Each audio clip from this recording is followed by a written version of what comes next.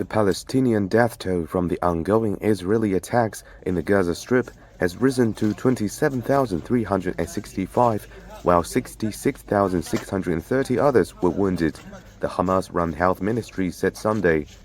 During the past 24 hours, the Israeli army killed 127 Palestinians and wounded 178 others in Gaza, the ministry spokesperson Ashraf al-Qadra said in a press statement.